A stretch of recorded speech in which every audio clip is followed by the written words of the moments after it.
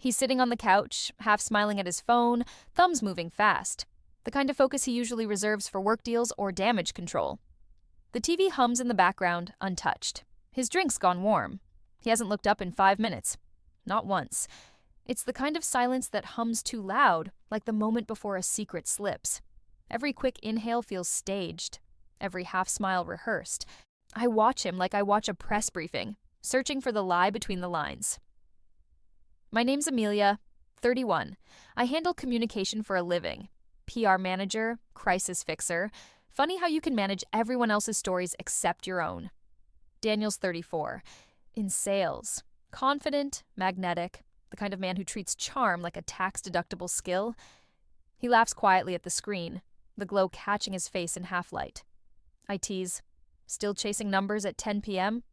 I watch him like I watch a press briefing, searching for the lie between the lines. My name's Amelia, 31. I handle communication for a living.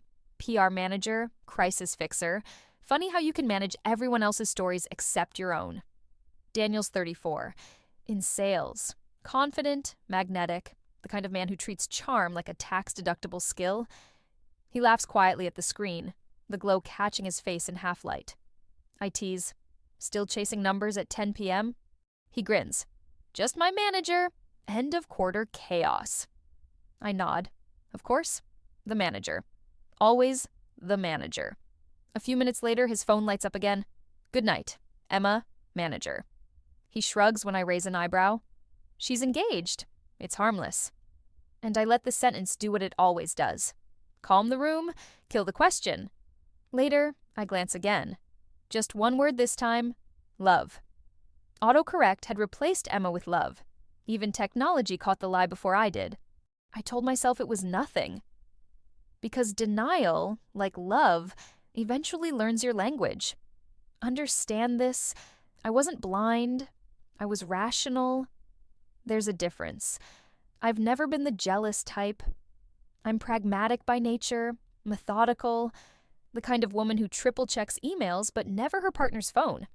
Daniel and I have been together 5 years, long enough to mistake consistency for loyalty. He doesn't lie. He delegates truth. Lately, he's been busier, new clients, new projects, late dinners that always sound plausible. His phone is always near, but never hidden. That's the trick of it. Real secrets don't need to be locked away. They just live in plain sight until you stop looking. I tell myself this is adulthood. Busy people text colleagues, not lovers. Schedules replace surprises. He used to message me from meetings, small things, private jokes, half thoughts. Now he tells me about them afterward, like reading headlines from a day I didn't live through. I rationalize the distance as maturity. Maybe this is what long-term love looks like. Fewer sparks, more spreadsheets. I convince myself that stability feels dull only because it's safe. That communication changes form, not meaning. That night, as his phone lights up again, I don't ask. I just turn off the lamp and pretend we're still synced. 2 devices still connected. Even if one stopped sending signals first, every reasonable woman learns how to make peace with unanswered messages. We met at a corporate networking event. One of those dim, over-catered rooms where everyone speaks in LinkedIn headlines. I spilled red wine on his jacket. He laughed, said, "Now we're even. I spilled my last relationship everywhere too." It was the kind of charm that didn't feel rehearsed yet somehow fit perfectly. The early years were easy. We spoke the same language. Deadlines, ambition, dry humor. We didn't chase fireworks. We built a fuse that burned slow and steady. Daniel was dependable. He remembered birthdays, fixed the Wi-Fi, ordered dinner before I even realized I was hungry. I loved him the way you love gravity. Always there, never questioned. We moved into a modest flat. Split rent, split chores, shared passwords we both forgot to use. Our romance was built on small consistencies. Sunday groceries, silent weekday nights, the unspoken comfort of routine. He once told me, "Work's my other relationship." I laughed. I thought it was a metaphor. I didn't realize it was prophecy. He made stability feel romantic, and I believed that chaos was for people who didn't know how to love properly. We didn't fall out of love. Not dramatically, not loudly. We just fell into repetition and pretended it was safety. Looking back, Maybe we didn't build a relationship. Maybe we built a system. One that stopped alerting me when something important stopped working. It started small, as it always does. His habits shifted just slightly enough to dismiss. Phone on silent, always face down, notifications that came and went faster than I could glance. At first, I told myself it was just work. New clients, new stress. He'd always been good at compartmentalizing, the kind of man who could manage chaos and call it ambition. One evening, over dinner, I asked casually, "How's Emma? You mention her a lot lately." He smiled.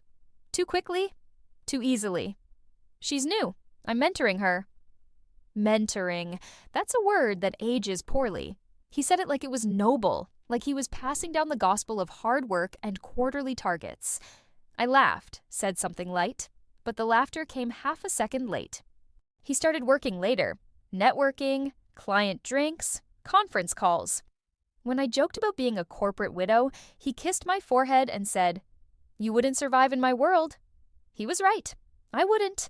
Not the version of it he was actually living. Then came the moment I couldn't unsee. We were eating takeout, half a conversation between us, when his phone buzzed on the table. A preview flashed. "Can't wait to see you tomorrow." My fork paused. He didn't look up, just reached for the phone, smiling like a man who thought timing was on his side. "Client appreciation dinner?" he said smoothly. "She's coordinating it." I nodded. Because arguing requires faith in an answer you don't already know. And I'd already stopped believing. Later that night, I sat in bed with my own phone.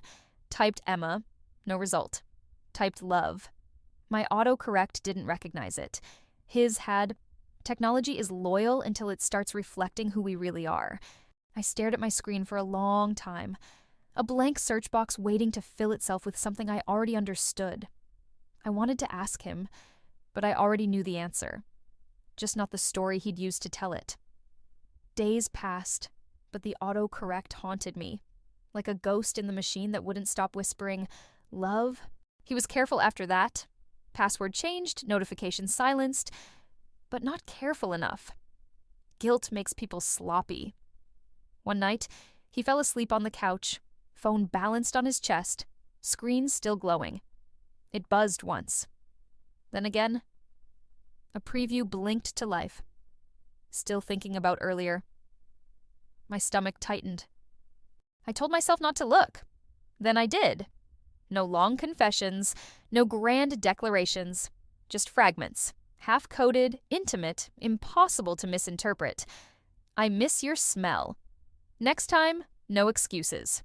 Each line short enough to fit in a lie. I scrolled up. The timestamps overlapped with his business trips. The hotel names, ones I'd booked for him myself, marked as corporate rates. And then, the message that broke the illusion clean in half. A photo of his office mug sitting on someone else's desk. Caption, "Looks better on my side." It wasn't new. It wasn't a mistake. It was maintenance. A parallel relationship built in silence, synced to the same calendar as ours. I always thought betrayal arrived like an explosion. Turns out it slips in through Wi-Fi. I didn't wake him, didn't throw the phone or demand a confession. I just stared at him. This man sleeping peacefully in the wreckage I hadn't admitted existed yet. Before dawn, I deleted the message notification. Not to protect him, but to buy myself one more morning of pretending. The next day, he kissed me goodbye. He smelled like my shampoo. I used to think that was intimacy.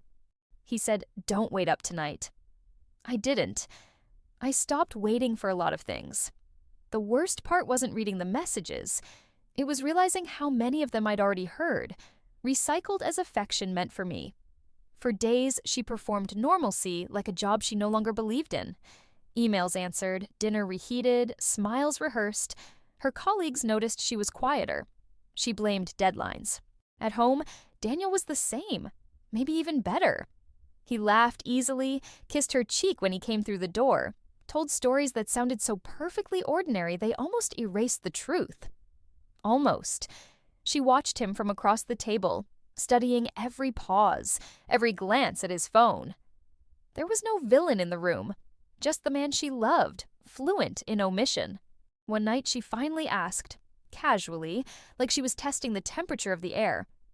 "Do you still talk to Emma outside of work?" He froze for a fraction too long before smiling, smooth as glass. "Of course," he said. "She's my manager." "Your manager calls you love?" Her voice wasn't sharp. It was steady. Too steady. He laughed, the kind of laugh people practice in mirrors. "Autocorrect? You know how phones are." She nodded slowly. "Right. Always the phone." He relaxed, mistaking silence for forgiveness. She smiled back, the kind of smile that seals coffins, not promises. Later that night, after he'd gone to shower, she sat at his desk to plug in her laptop. His was still open. Screen on, calendar visible. There it was. A single event scheduled for the next afternoon. "Review with love?" She stared at it for a long time, not because it shocked her, but because it didn't. Cheating, she thought, but make it scheduled. She didn't take screenshots or leave a note, just closed the laptop softly, as if the truth were sleeping inside it. When he came to bed, he wrapped an arm around her waist, mumbled something about early meetings. His body was familiar. His heartbeat wasn't. She lay still, eyes open in the dark. No tears, no rage, just the quiet hum of realization that some lies don't destroy marriages. They sustain them, feed them, keep them breathing just enough to stop you from pulling the plug. By morning, the sheets smelled like him. She changed them anyway. Some lies end things cleanly, others extend them indefinitely. Like subscriptions you forget to cancel, silently billing you every month for something you no longer use. Weeks blurred into months, the kind of time that doesn't move. It just loops. She stopped checking his phone, not because she trusted him again, but because exhaustion felt easier than evidence. He kept lying efficiently, tidy, punctual, believable. She kept pretending not to notice. Their conversations shrank into logistical fragments. "Did you pay the rent? Do we need milk? Your parents are coming Sunday." Nothing personal, nothing that could collapse under the weight of truth. She started running after work, not for fitness, but for distance. The rhythm of her steps became her only honest conversation. Every time she passed a phone store, she imagined walking in, buying a new one, deleting his number, changing hers, starting over. But some attachments don't sink that easily. Her friends invited her out more. Brunches, birthdays, soft interventions disguised as plans. She smiled in photos, tilted her head just right. Curated recovery for public viewing. At home, Daniel still kissed her cheek when he left for work. She still said, "Drive safe." The performance continued because endings require energy, and she was running on empty. One night, after a long run, she sat on the edge of the bed and opened her phone. Typed love. Her autocorrect suggested Daniel. She laughed, a dry, startled sound in the dark. Then she deleted it, one letter at a time, until the word disappeared completely. "I guess we all train our devices to lie for us eventually," she whispered. She didn't leave him that year, didn't make a grand decision or deliver an ultimatum. She just stopped being the version of herself that believed in honesty. And somehow, that felt like leaving to just quieter. Months later, her life looks orderly again, clean calendar, predictable days, muted peace. One evening, while scrolling between work emails and half-read articles, she sees it, his name, a LinkedIn update. Promoted to regional director. She doesn't click, doesn't need to. He's still out there, thriving, networking, performing the kind of success that photographs well. She sets her phone down and stares out the window, the city lights blinking like notifications she'll never open. Reflection. He said he was texting his manager. Then his phone auto-corrected her name to Love. I used to think words betrayed us. Now I know it's the silence between them that does. There's no closure. Just the quiet acceptance that not every wound needs proof to stay open. Her phone buzzes. A reminder from a meditation app she never uses. Breathe. She exhales slowly. Sometimes the truth doesn't break you, she thinks. It just sits there, waiting for you to stop pretending you didn't see it. She doesn't delete his contact, doesn't block, doesn't reach out. She just leaves it there, like an old draft she'll never finish. A story she's finally stopped rewriting.